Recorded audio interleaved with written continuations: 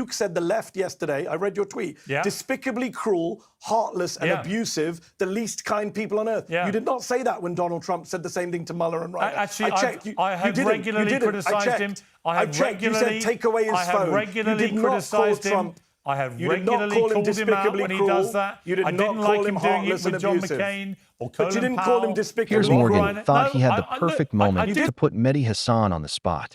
But instead of giving him the answer everyone expected, Mehdi looked him straight in the eye and delivered a response that immediately changed the direction of the conversation. When Piers asked the controversial question, "Are you sad that Lindsey Graham has died?" Mehdi's answer was simple, no. But he didn't stop there. He argued that remembering a public figure isn't just about celebrating their personal qualities. It's also about confronting their political record, their decisions, and the consequences of their actions while they held power. The moment quickly turned into a wider debate about whether the media should simply offer praise after a powerful figure passes away, or whether journalists still have a responsibility to examine the full story. Before we dive into the full story, comment where you're watching from, and don't forget to like and subscribe so you don't miss the next one. Now, let's get into the clip. Control of Iran. However, there are two basically competing groups. One, very militant.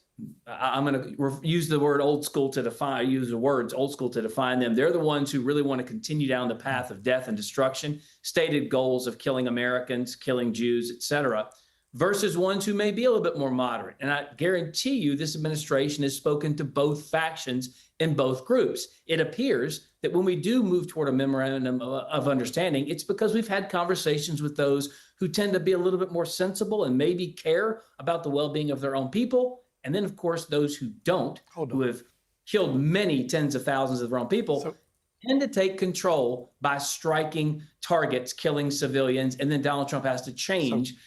This reminds me, you know what this reminds me of, though? Hogan, it reminds me of the scorpion and the frog tale, which I won't repeat because everybody knows it, but it reminds me about the scorpion. Scorpions tend to behave like scorpions. I just want to end very quickly, Mehdi, because we run out of time. Hold on. Just on the Iran point, I've got to say very quickly. No, you can't. You can't, because I've got other guests waiting. Well, I waited half an hour to come on this show, and then you'd save my vocal cord. So let me just say this. The Iranian regime, to say there's been regime change in Iran is gaslighting of the highest order. I agree. We've replaced Ayatollah Khamenei with Ayatollah Khamenei, a more radical hardline version, who has much more of an incentive to get Mehdi, I agree with you 100%. So let's forget that. I just want to ask you very finally, Mehdi, are you sad that Senator Lindsey Graham has died?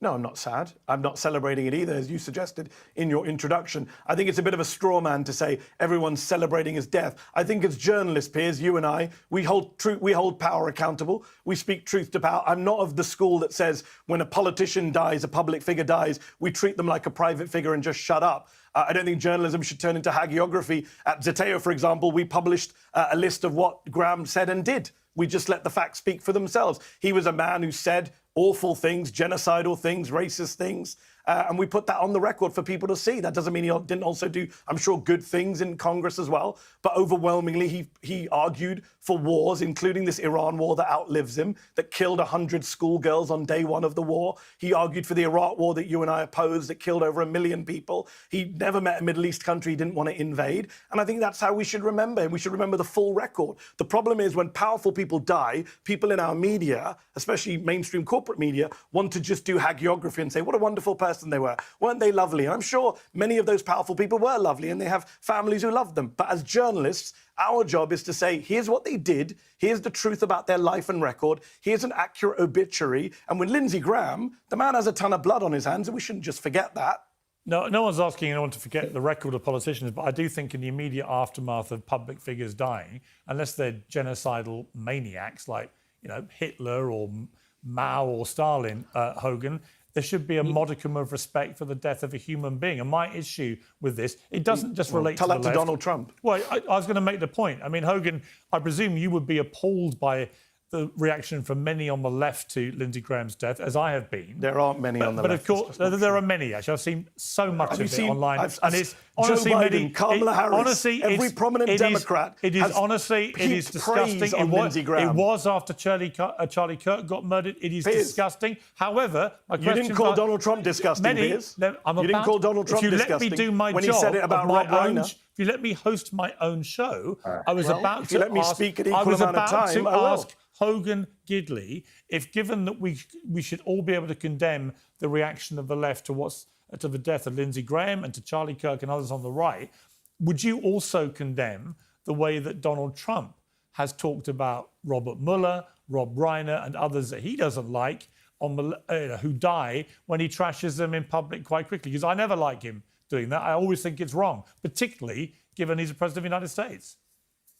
Well, do you condemn what they said and lied about Donald Trump as well? Both Rob Reiner and Robert Mueller? Well, I don't think that's a relevant point. Everyone's entitled to criticize the president of the United States. The point is, should the president use his pulpit to attack Rob Reiner when he's just been murdered? I don't think he should.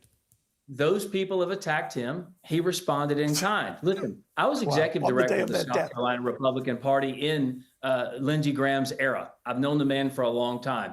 Was he right on every issue? Did I agree with him on every issue? No. But he loved his country. He loved his constituents in the state of South Carolina. He loved being a United States senator. So did Robert Mueller. You can hate his policies. You can not like some of his votes. I got crossways with him a couple of times. Remember, in the first Trump administration, he wasn't on board with Donald Trump's closed border policies by any stretch. On the North Lawn, I said when I was at the state party in South Carolina, he got booed off the stage for supporting George W. Bush's amnesty. We called him Grahamnesty for a reason. And his staff called me and said, hey, you know you're off the Christmas card list, right? We laughed about it, and Lindsey Graham finally came on board with the proper policy, which is to protect the American people first. And he cozied up to Donald Trump because he knew that he had enough power and sway within the United States Senate to get things done for the America First movement. He was a patriot. You can disagree with him, Mehdi, all you want to. You can not like the wars. I don't like the wars either. But the fact is, the man was a public servant his entire life. But I didn't say good. I'm glad he's dead. You know what? I didn't say good. I'm glad he's dead. I think it would be nice. I think it would be nice in public life if every time a big American public servant, someone's given their life to public life in America or the UK, anywhere actually, if both sides just manage to show a modicum of respect when somebody dies. I don't think it's too much to ask. Then he can get into the legacy stuff. Give it a B. Give it a day or two. The problem is, you say you're on. That's my view. Hold on. Let me make this point. Last point, then you can cut me off. You say you're in the middle and fair on this. You said the left yesterday. I read your tweet. Yeah. Despicably cruel, heartless, and abusive. The least kind people on earth. Yeah. You did not say that when Donald Trump said the same thing to Mueller and Reiner. Actually, I checked. I have regularly criticised him.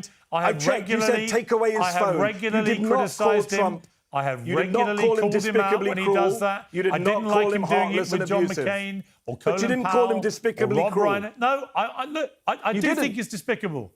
So let me be clear. You do think? Right? Okay, good. But there's I love nothing, it when we end to on me, agreement. there's nothing we more both agree it was hypocritical. Despicable. Nothing more hypocritical than people with the hashtag #BeKind in their bio on social media. Do you think it's despicably cruel for Donald Trump to attack the Kennedy family on the day their granddaughter Tatiana Schlossberg when died? they die? That is the least be kind thing imaginable. Anyway, I'm going to be kind and put your voice out of its misery.